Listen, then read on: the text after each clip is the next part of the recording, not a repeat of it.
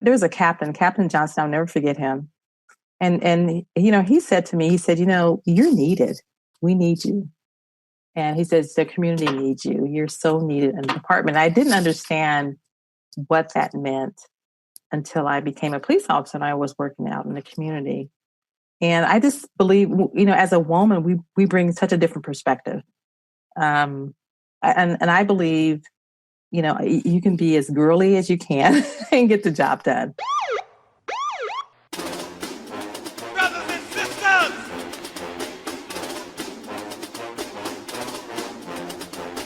brothers and sisters, I don't know what this world is coming to.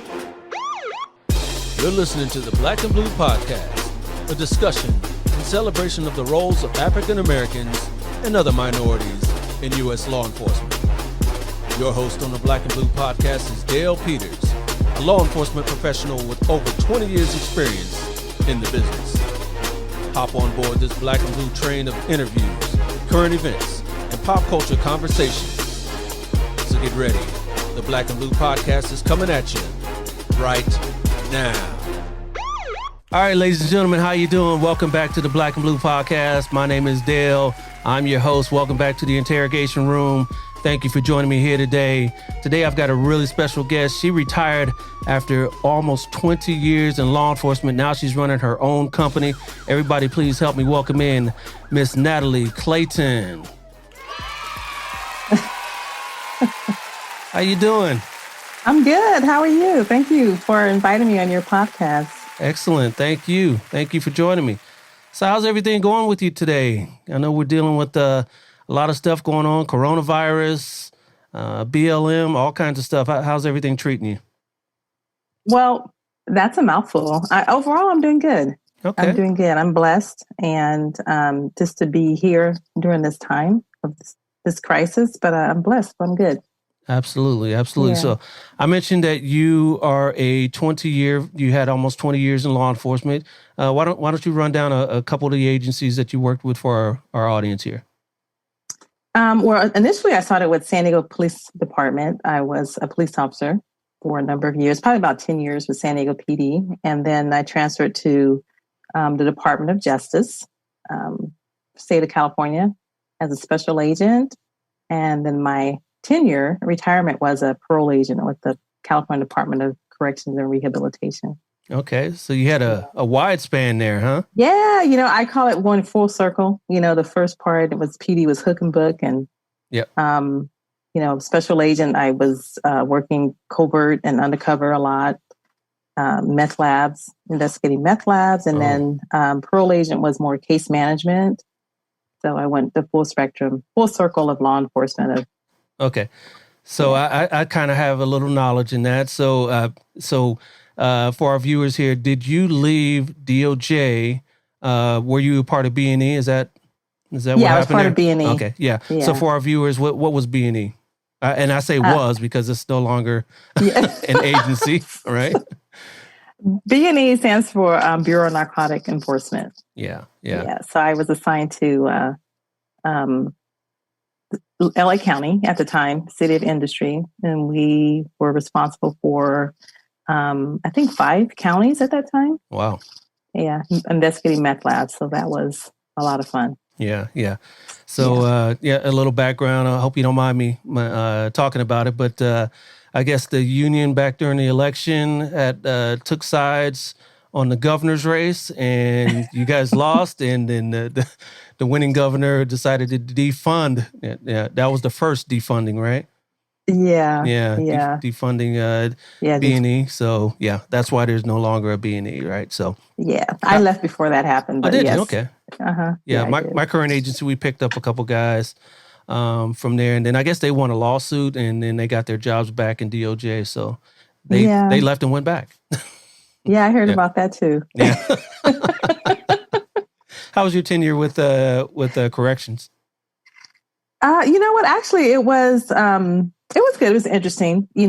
Because of my background, I brought a different perspective. I didn't come from the institution. I came from as a police officer from the street, so I had a lot of street knowledge. And my perception was very different. And at the time when I came on, they were dealing with a lot of lawsuits. It's interesting. The state has a lot of lawsuits at that time. Uh-huh. And just for simple things like violation of the 14th Amendment. And so, I came in with just different ideals. And so it was an interesting time.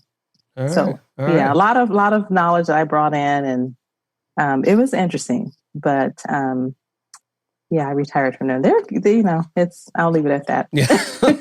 Yes, we'll leave it at that. Yeah, we'll leave it at that. They went through their changes too. They had AB 109. Yes. That was huge. It affected them. For our viewers, what was AB 109? AB 109 was the law that shifted funding for corrections and parole into the county. So the county took care of basically people who were institutionalized, people who were all of case management, parole supervision, basically took away funding, and it took a lot of authority that the state had in corrections, particularly in parole. Mm-hmm. So I just remember when I was a police officer before I had decided to transfer to parole, we had that leverage of putting a parole hold on someone. I was almost like gold, back in the day, but that was removed, and it was just a lot of loose ends, funding. Oh, it was just a mess. Yeah, similar to what's going on now. The Department of Justice and everything that's going on now. To be honest, yeah. And it's a never-ending cycle. Yeah, no doubt. So you started down there in San Diego. Is that where you're from? Yeah, I'm from born and raised from San Diego. I went to school, San Diego. I went to college there. So yeah. Nice. San Diego State? Yeah. San Diego State, yep. All right. My wife, she's from up here in LA, but she went down to get her master's down there at USD, University of San Diego, and that's how we met. I used to work in the Border Patrol years ago. So, oh, you did? Yeah. Oh, wow. Yeah. So. Okay. Yeah, interesting. Yeah. Yeah. Yeah. Yeah, that is interesting. I've worked with Border Patrol many years. Yeah. Not with them, but with them. Yeah. Exactly. Yeah. Working stuff together. Yeah, collaboratively. Yeah. And then what drew you to law enforcement? Well, interesting. Okay, so I originally started out as a dispatcher in 1987. And I went to school and finished school and so forth, but I was always interested in, I wanted to go to law school initially, but I decided not to. But when I graduated from college, I just realized that I was not having fun pushing paper, and I wanted to have a career where I worked in the community and I had an impact on people's lives. And mind you, I was a girly girl, very shy growing up, and I was afraid of guns. But I just decided that was something that I wanted to do. I originally wanted to get my training experience with San Diego and then move into being a special agent. That was my goal. Okay. And so San Diego, I was working for the department as an administrator. And so I thought, why not? And I just took the leap. I took the leap later in life. At that time, I was 30. I think I was in my early 30s, at that time. So, it was the best decision I ever made. Yeah, I can see that. Yeah, Are you still down in San Diego now, or? No, actually, I live in Marietta. Okay, yeah. So you're up in the in Riverside County for our viewers that don't know that, just north of San Diego County. Yeah, they should just make it North County. Yeah, you're almost there. Actually, speaking of Marietta, when I said I worked Border Patrol, I actually just worked right there in Temecula. So I wasn't. You did? Yeah, wow. I wasn't down there in the border. I was right there. It was in the 90s, so that was back when they used to work. I don't think they work too much now. Politics, Yeah. Yeah, but it was a different time. It was a different time. All right. Yeah. So then you were a police officer for almost 10 years or about 10 years. You said, what sort of assignments did you do there? Wow. Okay. So, man. Well, I investigated everything. I worked vice. I worked undercover. So my my undercover name was Cinnamon. As a matter of fact, I have a. It was. I'm sure there's a story behind that. There's a story behind that. Okay. Yeah, it is. I have to tell you the story. So that name carried on with me, undercover. So I worked undercover, everything you can think of, buying dope, selling dope, a street worker, let me be politically correct. Let's see, I worked juvenile investigations. I was assigned to school task force. I worked just about every division in San Diego. And at that time, I think there were 8 subdivisions. I'm not sure what it is now because I've been gone for a while. But I worked everywhere. All right. Everything. Yeah. Everything you can, everything you can think of, I think I investigated. Right. Yeah. And then what made you want to jump ship there and go to the state?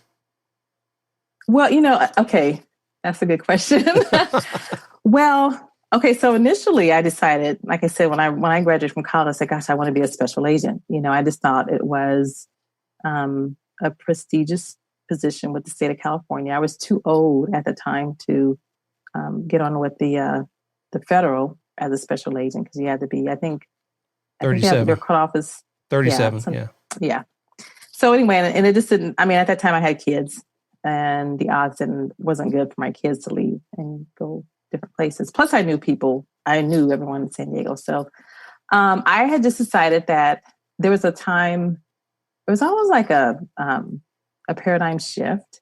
There was issues going on with our pay, issues going on with our retirement.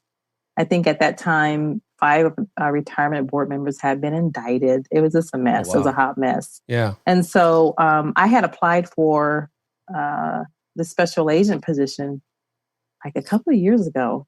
And out of the blue, they sent me a notification. Hey, are you interested? And I thought, why not? And so the position was in LA. And that's why I moved to Murrieta, because I didn't want to move to LA at that time. I figured this was a halfway mark.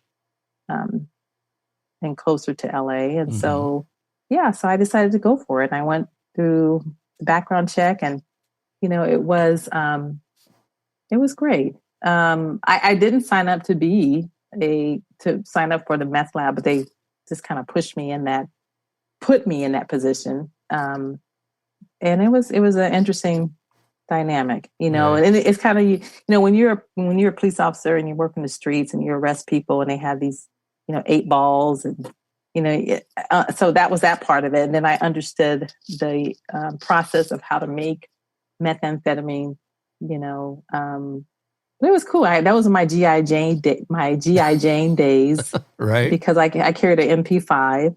Oh yeah. And so that was my service weapon was an MP5. Nice. So nice. Yeah. So those are the days. Yeah. I said in my G.I. Jane days. Yeah. So my Glock was my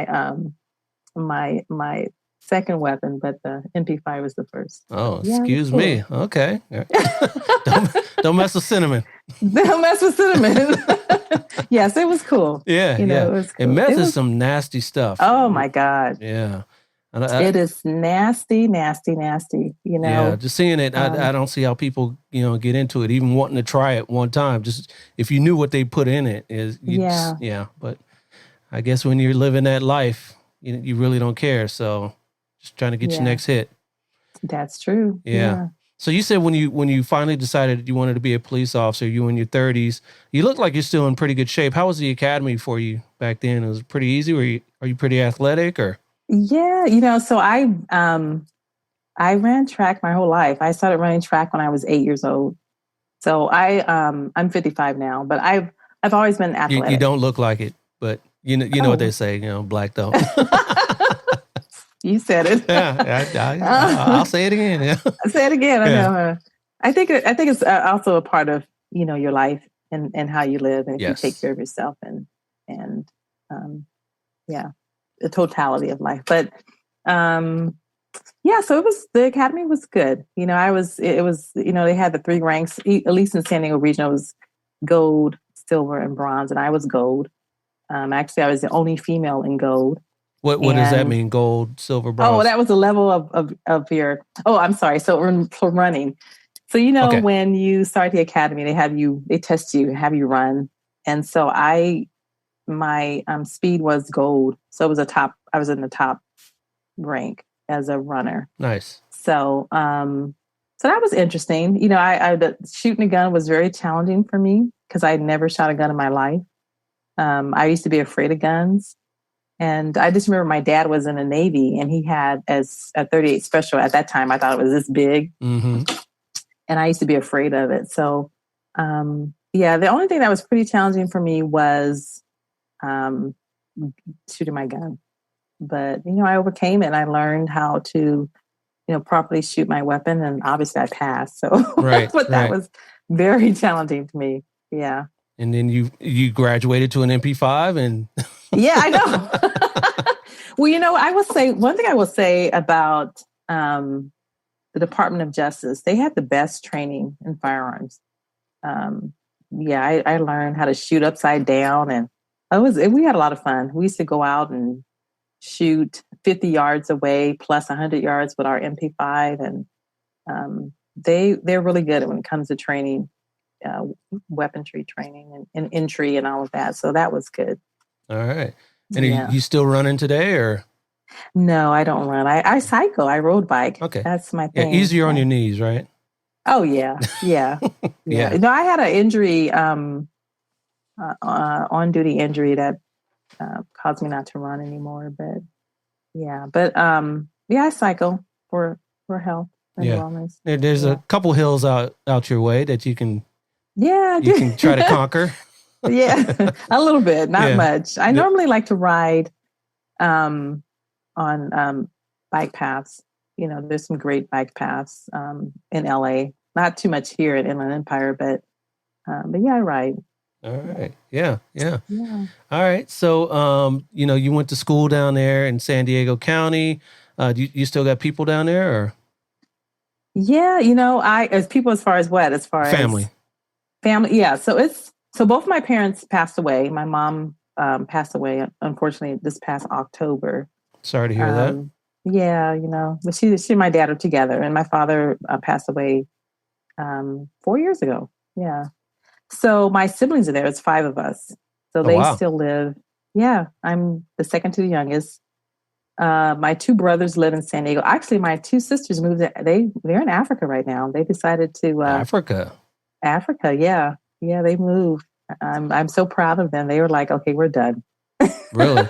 So that's a big jump, though. That's a big. I know it's a huge jump. Yeah, it's huge. Where in Africa did they go? Let's see. Right now they're in Tanzania, and they're going to move. They're considering the west side of Gambia. So it's interesting. Well, have you been there to visit? No. No. No, I plan on. I went to Morocco, which is the northern part of Africa. Yeah. I went there in November. How was that? This past November. Oh my God, amazing! Yeah. Oh, it was just amazing.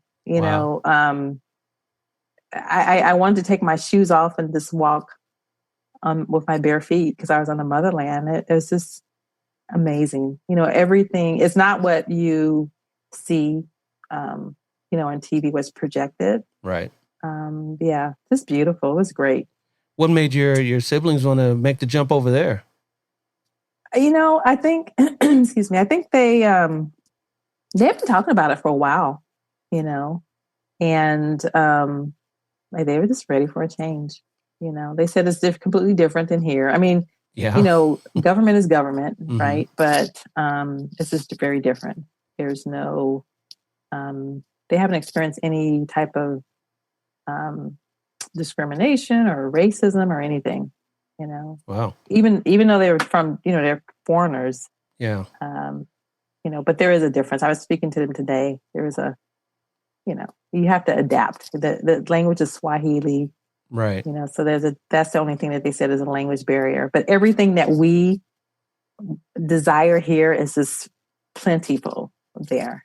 Wow. Yeah. So, That's on my bucket list. I want to travel through Africa. Oh, you have to go. Yeah. Morocco was amazing. I plan on whenever we get past this season, in the global season, I would love to go back to Africa. It was amazing. Yeah. So they just left on their own. It wasn't a job transfer, huh? No, they just left. They just left. Wow. I know. I'm like, to me, it takes a lot of courage to do that. And I'm just proud of them. Yeah. It takes courage. Yeah. I love to travel, but I also love to come back to my USA where I'm born. Yeah, no doubt. Exactly. Yeah. I thought my mom had courage because we're originally from Columbus, Ohio. And we moved out here in, I think it was 84. She came out here to visit a friend one summer, and then she came back and said, we're moving to California. And then I was like, yeah, right, whatever. I didn't want to come. And then 2 years later, she packed us up. It's just she and I. So I'm her only child. And then she packed us up and brought me out here kicking and screaming. But it's the best decision she made for us because I'm not trying to go back to Columbus, Ohio now. Yeah, I understand. Yeah. Not trying to go back. Yeah. All right. Yeah. And then when you were in corrections, how was that clientele? Did you get a chance to help out a lot of people, a lot of parolees, or? You know what? I would say yes and no.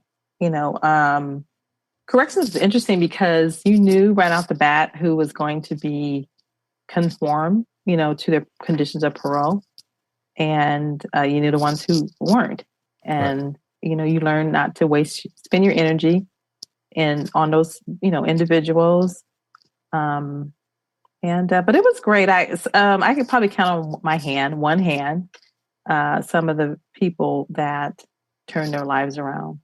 But I think for me, I used to always wonder as a police officer, how did people get to this place, where they had their behaviors and they were doing, criminal behavior and so forth. And not just criminal behavior, but use of drugs. Right. And when I was a parole agent, I had a chance to look at people's background and their case package. I mean, it was like this thick, Yeah. And when you read and you understand, their background and where they came from, then you're like, okay, now I understand the recidivism, and then so it's twofold. It was people, they go to institutions, there isn't anything there to really rehab them. And then they get put back in the same environment. Right. So, but yeah, I would say probably on one hand, I could count the people that I saw turn around their lives. Yeah. Excuse me. I spoke to a probation officer a few weeks ago on another episode, and he was talking about the same thing. But it's good when they actually do want to help themselves, because that's what he said, that he was there to not really make them change because they got to make themselves want to change. So he's there to help facilitate. So that's, I'm sure, what you guys are doing. Just give them the resources to change, right? You will give them the resources. You try to give them create a bridge to close that gap. But, people have to make that decision. But what I realize, and it's all about a decision and a choice that we make, because we all have a choice and decision to make in our lives. But I think sometimes if you have more resources, you're able to do better. Yeah. And I'm not trying to give anyone a get out of jail card. I'm just speaking this as human beings and human nature.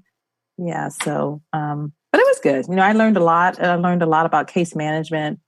I learned a lot about patience. I remember when I was first hired on, they were like, okay, you can't come in and be a cop. And I'm like, what? I'm thinking like, what are you talking about? And they were like, that's not what rehab is. And they said, people are going to come out and rehab is, they're going to go to a certain point and then they're going to fall off, and they're going to rehab and they're going to, get high again or whatever their vices was that caused them to be institutionalized. And so it took me a minute to understand the mindset of people who, are in environments where they didn't have opportunities, or resources to be better. So, because I was like, what? Hook and book. You did something, my yeah. So I had to learn. But it was, what I would say is probably one of the best parts of my career besides being a police officer. I really, really enjoyed it. I really enjoyed, connecting with the families and trying to develop a plan to help people become better. Yeah. So, yeah. So it's interesting what you said there. That kind of stuck out when they said you can't come in here to be a police officer. Yeah. It's a different mindset. Excuse me, a different mindset. So, I know now that's kind of an issue with law enforcement going on now with the after George Floyd and all that. So that retraining and all that. Do you think that having that police mindset is kind of what got us in this place today, or what do you think about that? Wow, that's a good question. Well, I would say this. When I came on as a police officer in 1997, the mindset has changed. And it really saddens me because to me, it has to do with training. It has to do with developing relationships with people, the community that you are serving. But then it's twofold too. You have people that are without resources. You have police officers who are without resources, right. and they're coming together, and both are scared. And I did a study. I have my master's degree. I did a study, 16 years ago. My thesis was suicide by cop shootings and the impact that it has on police officers. Because at that time, it was a lot of people, egging, police officers to shoot them. Mm-hmm. That was 16 years ago. So it has shifted from that. But police work is not, when I came on, it was community oriented policing. It was collaborating with the community, with organizations, because the concept with San Diego PD, which I loved so much, was that, you just can't, if there's an area where the crimes are occurring over and over again, and you're arresting the same person, or the same crimes are happening, there's something in that area that needs to be changed, whatever it may be. Right. Like for example, if there's like a robberies occurring on a street corner, and maybe it's not properly lit, or maybe there aren't any cameras showing. Just things to deter people from doing certain behaviors. That's what community oriented policing is, working together with different organizations, with the community, because the police can't be all the eyes. Right. But I will say this: if you don't have a relationship with the community, you're going to fail. Yes. And it's and you're going to, you have to address people where they are. I'm putting on my coaching hat, but you have to address people where they are. And to me, it starts at the top, and it filters down to, the masses, which are the police officers who are working in the streets. And then, it's not a killer mentality. That's not what police work is. That's what it's called. You are a peace officer. Yes. And when you took an oath, and I'm referring to the state of California, is to protect and serve. Yes. And it takes a lot to do that. And I'm speaking of my own as being a police officer. And I've worked in 3 different agencies. And in each agency, I saw things that were horrific and inhumane in the treatment of people just because you have a badge and a gun. But I'm not saying to get out of jail card to people and they violate the law. I'm just saying that it's about building. You have to build bonds, and you have to build bridges with people. And then you have to change the culture of law enforcement, of hatred and them against us. Right. So I can go on about that. Yeah. but what I was alluding to is when I wrote that thesis, I had proposed, and I took it out because I thought, I need to look at this again and revisit this proposal, because I look at police officers, they're faced with a lot, and there needs to be something of a continuum of care of police, because they deal with so much. And there needs to be a check-in, okay, where they don't feel, where they can feel vulnerable enough to say, "Hey, I need help," or right. "Hey, I'm having issues with X, Y, and Z," without them being let's see, I'm trying to think of the word. Ostracized, maybe? Yes, Yeah. ostracized. Thank you. That's what happens when you turn 55. I'm not that far behind you, trust me. Okay. Yeah. So, those are things that I'm looking at revisiting and trying to, help that close that bridge, that gap that is so needed right now. Yeah. Yeah. Yeah. I think wellness, that's a big term, a big thing that's going on now in law enforcement and other careers as well. So, I think I've spoken to a few departments, few people that work in wellness for departments. I'm going to speak to someone in San Diego PD, that's in charge of their wellness unit down there. So I think that's sort of changing now, that they're recognizing that these sorts of things the officers need to talk about without feeling, that they can't. So there's got to be somebody to talk to. Yeah. Yeah. I know San Diego had started that a while back because they were having issues, and this is post after I left. They were having issues with a lot of officers, committing crimes. Wow. I won't go into detail. And the previous chief had implemented that type of program. I'm not sure what happened to it, but I think it's there. They need to go. It needs to be deep. As you know, when you become a police officer, it's such a rigorous process, right? You have to be fit. You have to, you go through a psych exam and, all these different steps that you take. Somehow there has to be something that is brought back in where officers are being, I call it a continuum of care, and this a check-in, to see what's going on. I know I've had fellow officers who were involved in shootings, and they had to demand to go to a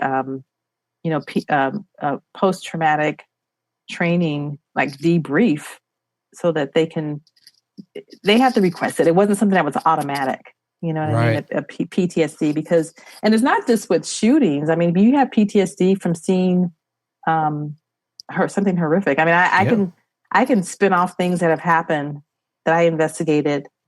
Oh yeah, children's the big one. Children's the big one. I mean, when people ask me, "Oh, share some stories," and I it's just off the cuff. I can tell people, different situations that that I was exposed to or investigated. But children are the biggest one. I have so much.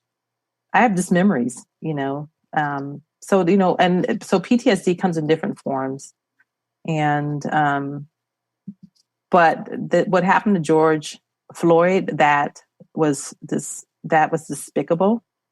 That was evil. It was inhumane, and so there's no question about that. And I mean, there's just so many others that are that have been exposed because of our wonderful cell phone that we have. But if you go back to Rodney King, Rodney King, it just so happened that somebody had a huge camera. I mean, a recorder, and they pushed a button. Boom, that started it all right there. Yeah, but that is something that was one that was recorded, so we know that this has been going on for many, many years, and it's interesting how people the pandemic of COVID-19 made people open up their eyes, really see what's going on, because we had nothing else. There were no other distractions, and so it's almost like a double-edged sword of what's of the exposure, but it was needed to be exposed. Yep. Yeah. Just the whole confluence of events coming together at the right time, right place. Yeah, and then it just powder keg exploded. So definitely. So all right. So you are now no longer a police officer or in law enforcement. So you did retire. So what are you doing now for everybody? I did retire. Yes, I did. Congratulations. So, thank you. Well, I started my own company. It's called Tilt Synergy Incorporated. And TILT stands for Transformational Integrated Leveraging Team.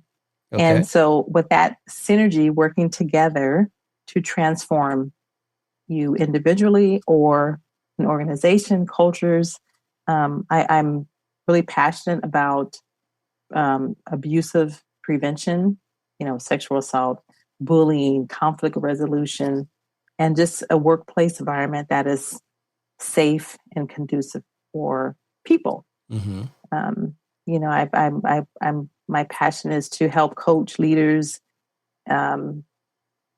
individuals to collaboratively work together to create, a productive and healthy environment. All right. Yeah. So you're working mostly with private sector, government sector? Yes, I was with private sector, but I'm shifting now to government. Yeah, government sectors. Um, there's just a lot of work, Yeah. but I'm open to both because I'm looking now. It's interesting. You just have a lot of people that are really people who are in leadership positions that have shown their bigotry and hatred. Okay. And so I'm like, here you are at the top with that mindset, and what's being filtered down, in your organization culturally, So, and how can you and your business change that, or can you? I believe, I do believe I can. I believe for me coaching. So I'm a coach also, and I believe a coach is a person who comes along and you're a thinking partner. So it's to help people recognize either your weaknesses or your strength that you have within to affect change. And that's where the synergy part comes in. And just from my experience of working in diverse situations with diverse people, being able to assess situations and making decisions, all that I've learned and my education and the things that I've experienced and what I've seen, I want to help impact and affect that change. But I believe it starts at the top. Yeah. All right. So, Yeah. So I'm sure your experience, in law enforcement and in those three different agencies helps a lot. Seeing the different levels that you worked at. How does being a female in law enforcement kind of help you with, going back to you being a police officer and what you're doing now? Oh, wow. That's a good question. It being a female, okay, so interesting enough, I remember I was so challenged in the academy. I told you I was not a good shooter at all. Okay. And there was a Captain Johnson, I'll never forget him. And he said to me, he said, you're needed. We need you. And he says, the community needs you. You're so needed in the department. I didn't understand what that meant until I became a police officer and I was working out in the community. And I just believe, as a woman, we bring such a different perspective. And I believe, you can be as girly as you can and get the job done, and I'm not saying that in a bad way. I'm just saying you can be who you are and get the job done. I think it's about communication skills. It's about, understanding, but being able to assess the situation, make a decision, and move forward. I'll never forget, I had this, I worked in San Diego in a very high gang populated area. And there's an officer, he was FIing, field interviewing, talking to this kid who was a gangbanger. And I came up to cover him. And so I just started talking to the kid. I'm like, hey, I just started talking to him, engaging with him. Anyway, he was so compliant. And it was interesting because my male officer was like, what? He goes, he would have never did that for me. Yeah. And I just thought, and I paused for a minute. And then I was like, well, and I was thinking to myself, well, all I did was I treated this person as though he was a human being. My whole goal was to treat people the way I would want to be treated. But I didn't feel that I had to belittle a person to get what I wanted. I just talked to him. Yeah. And Absolutely. he gave me so much information that my male counterpart was a shock. He was just like, he was like, you need to come with me more often. Yeah.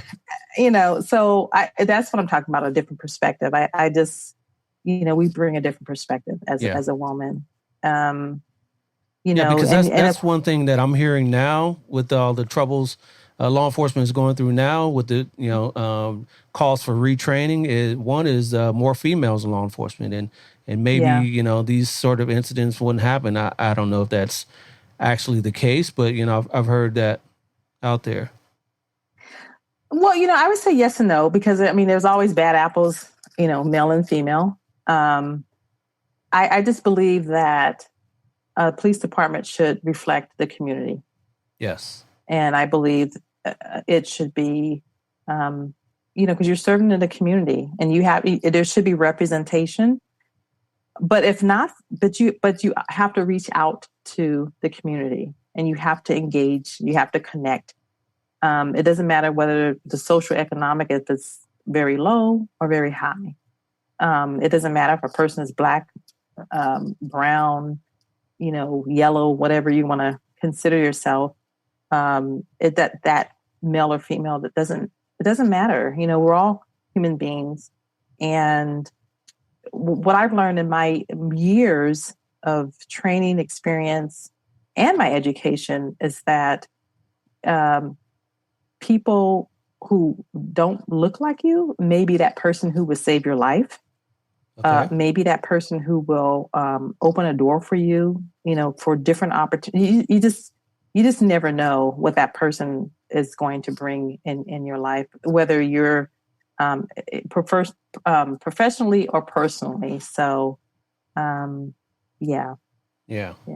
And I see you're kind of bringing that along in your new profession, your new career, coaching and mentorship, and that sounds like some good work you're doing there. Oh yeah, but thank you. You know what? It's interesting because as a police officer, you wear many hats, and you were a mediator. Really, when I look back, being a police officer, a lot of our work was just being a mediator. Yeah. But it takes time. It takes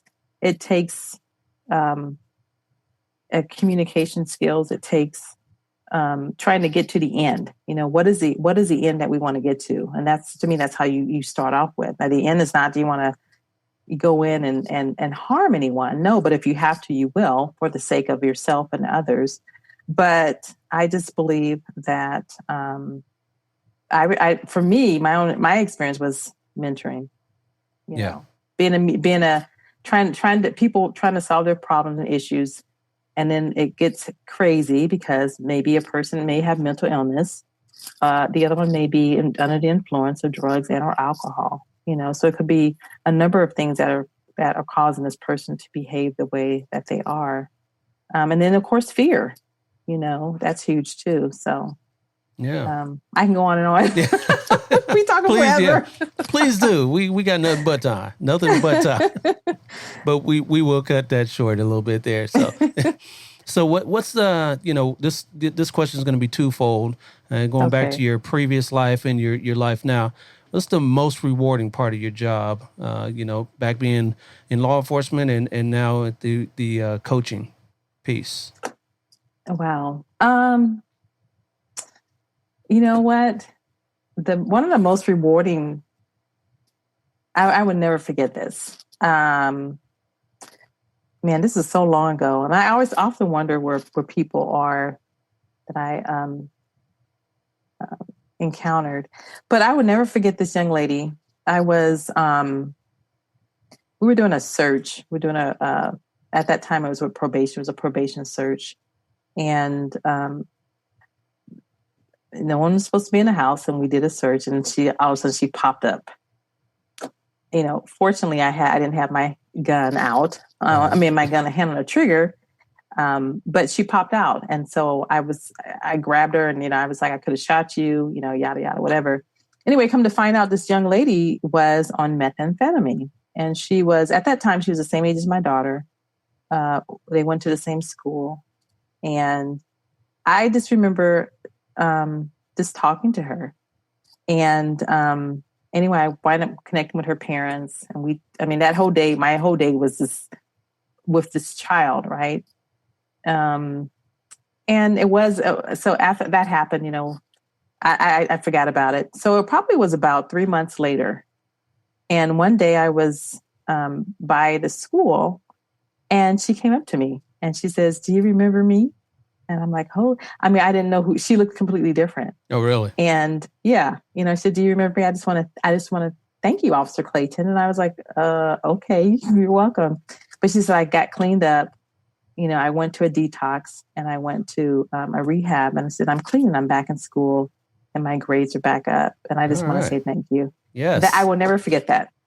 Yeah. Yeah. That's the part of the job why we get into it for the most part. Yeah. You know what? That's one. There's lots of others, but that is something because I never expected that. Yeah. I just didn't expect that. So yeah. From that person, at least, right? From that person. Yeah. Yeah. And what about now? Rewarding part of your job now?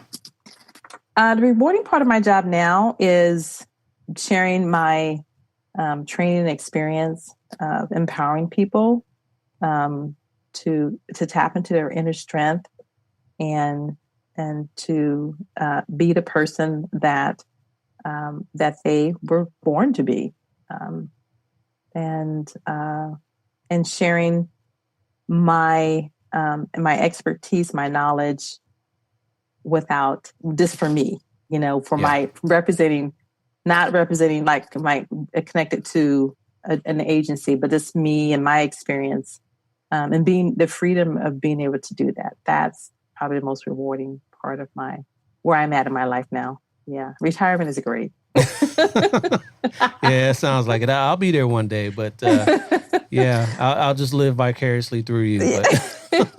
All right. Yeah. It's unfortunate though, what's going on. A lot of people are, leaving the profession instead of trying to stick it out. I know like Atlanta, there's a few people that are, leaving that police department because of what's going on out there. It's unfortunate. Yeah. Wow. Yeah. Yeah, it's unfortunate. Yeah. So it is what it is. And, hopefully we'll get out the other side, a little better, a little smarter than what we were. But it's going to take some work.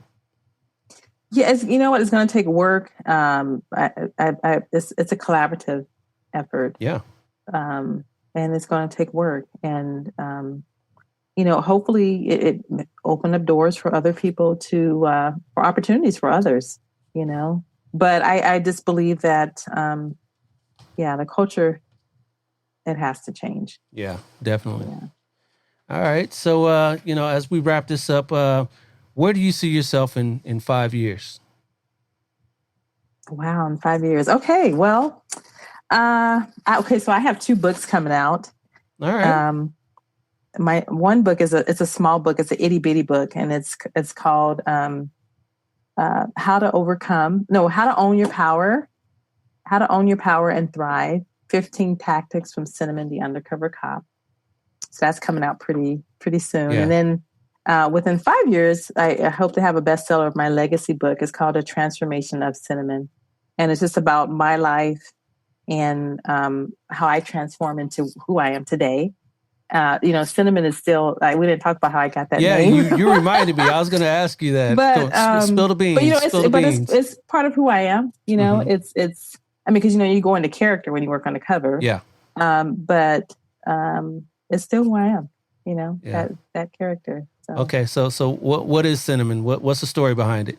We got to know. It's just how us. I came up with the name Cinnamon? Yeah. Okay, so I was working undercover with Vice, and it was 5 of us, or 4, I think. So it was one Black, me, white, Hispanic, and then I think it was an Asian. I'm not sure. So we were working on the cover, and we had this bogus website, right? Okay. And so we had to come up with names. And I thought, I'm Cinnamon. Look at me, I'm Cinnamon. Yeah, right. And so that was my name. And That was like over 15 years ago. Yeah. And so that was my name. Whether I was buying dope, I was Cinnamon. If I was working, undercover as a prostitute, I was Cinnamon. Everything was Cinnamon. Transformation of Cinnamon, who I am today, as a coach, a leader, a facilitator, trainer. Yeah. All right. Yeah. I like the name, Cinnamon. Yeah. Thank you. But that's why I plan to be a #1 bestseller in 5 years. All right. Well, yeah. We'll be pulling for you on that. So. All right. Yeah. Thank you. Tell everybody how we can reach your company, Tilt Synergy. You can reach my company because I am utilizing Cinnamon. I go by the name of Natalie J. You can reach my website at IamNatalieJ.com or TiltSynergyIncorporated.com. All right.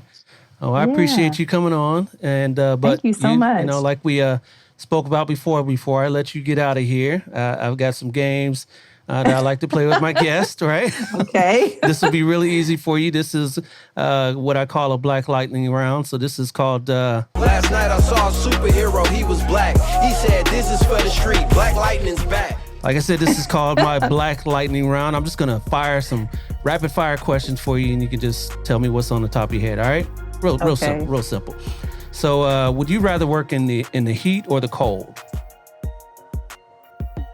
Cold. In the cold, okay. All right. Best TV mom ever? Oh, Cosby. Claire Underwood. Thank you, I forgot. Yes. All right.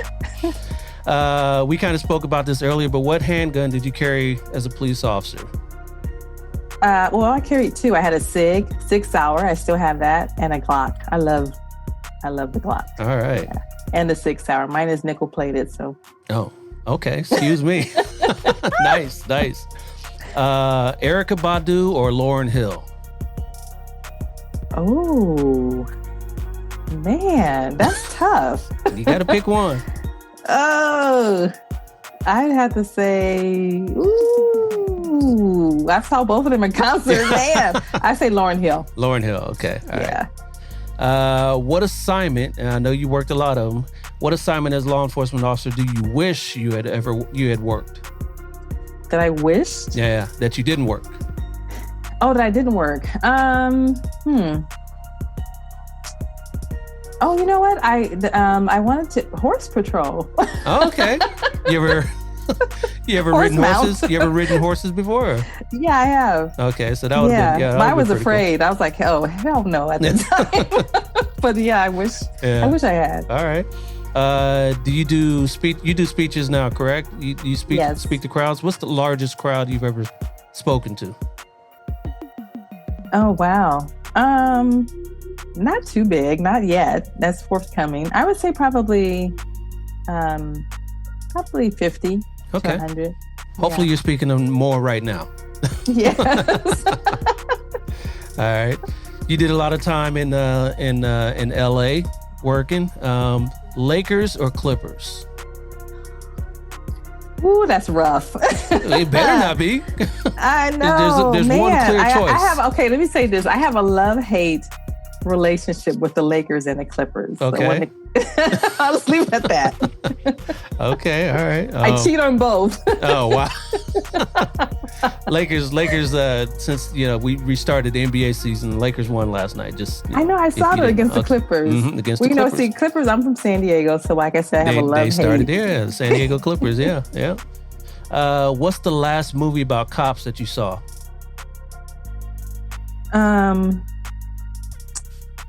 Oh, shoot.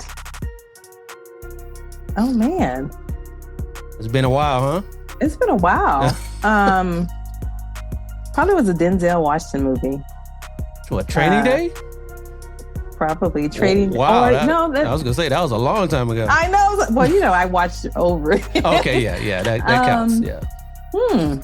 I would say Training Day. Let's stick with that. Because I can't think of any right now. All right, okay. That's a good one, though. And your last one, need you to finish this line, okay? I know we're both not singers, but we got to finish this one. Here it goes.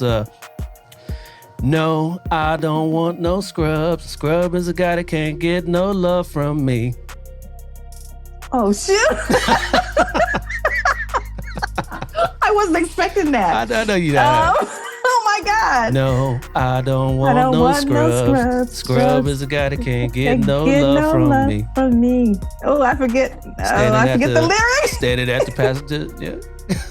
At the passenger car. Oh my goodness. we'll leave it at that. Ooh, I'm releasing my boo. I know. It's all good. Yeah. That was standing at the passenger side of his best friend's ride. Oh, that's right. Leaving at the passenger side. I forgot. I haven't heard that song in so long. Yeah, wow. trying to holler at me. I used to jam that song too. That was it right there. Yeah. Left eye, chili, and that's T-bars. Right, TLC. Yeah. Wow. Yeah, chili was my girl, but that's another topic, another day. All right. All right. I appreciate you coming on, Natalie. It was real good stuff. Again, how can everybody reach you on your website? You can reach me at IamNatalieJ.com. Right. I am Natalie, Natalie, letter J.com. All right. Thank you once again. You be safe out there when you're out and about. Wear your mask, wash your hands. Absolutely. Sanitize and all that. I glove up, yes. Thank you again. All right, Square Pegs, another episode of the Black and Blue Podcast is in the books. I want to thank my guest, Ms. Natalie Clayton, for coming on and sharing her story with us. If you like what I'm doing here on the Black and Blue Podcast, don't be shy. Make sure you like and subscribe to the show on YouTube or your favorite podcast platform. Also, check me out on all the socials. That's Facebook, Instagram, and Twitter at Black and Blue US. I'll be back next week with another fun and entertaining guest. But till then, y'all know what to do. Stay black in blue. I'll holler at you. Peace.